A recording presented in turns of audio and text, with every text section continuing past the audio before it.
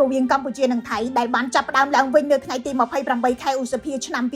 2025បន្ទាប់ពីទាហានថៃបានបាញ់សម្លាប់ទាហានខ្មែរម្នាក់នៅតំបន់មុំ3ក្នុងខេត្តព្រះវិហារលែងជាចំនួនត្រឹមព្រំដែនទៀតហើយយោងតាមក្រសួងការបរទេសកម្ពុជាកងទ័ពថៃបានពង្រីកចំនួនហួសចូលទៅក្នុងខេត្តបន្ទាយមានជ័យដោយបានបណ្ដេញប្រជាពលរដ្ឋខ្មែរចំនួន25គ្រួសាររួចហើយនិងកំពុងគំរាមបណ្ដេញរាប់រយគ្រួសារទៀតលោកនាយករដ្ឋមន្ត្រីហ៊ុនម៉ាណែតបានប្រាប់មេដឹកនាំពិភពលោកថាទីក្រុងបាងកកមានគម្រោងដណ្ដើមយក17ទីតាំងទៀតចាប់ពីខេត្តពោធិ៍សាត់រហូតទៅដល់ខេត្តកោះកុង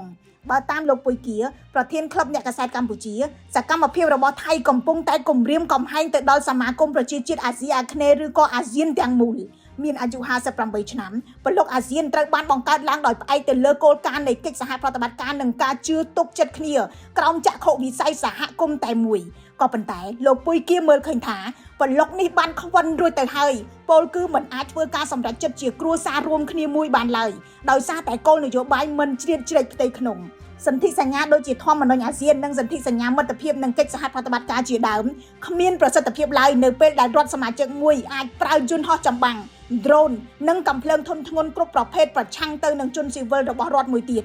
ផលប៉ះពាល់ពីចំនួននេះបានរីកហួសពីសមរភូមិទៅហើយពាណិជ្ជកម្មនិងទេសចរឆ្លងកាត់ព្រំដែនត្រូវបានរំខានជាតិនិយមកំពុងតែកើនឡើងទាំងសងខាងហើយអ្នកវិនិយោគបរទេសកំពុងតែចោទសួរអំពីស្ថិរភាពរបស់អាស៊ាន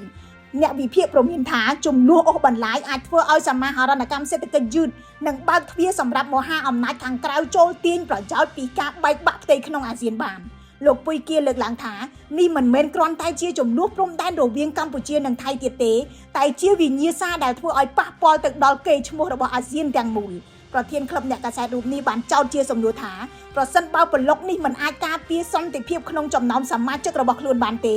តើអាស៊ានអាចឈរជាសហគមន៍តែមួយនៅក្នុងក្រសែភ្នែកពិភពលោកបានដោយរបៀបណា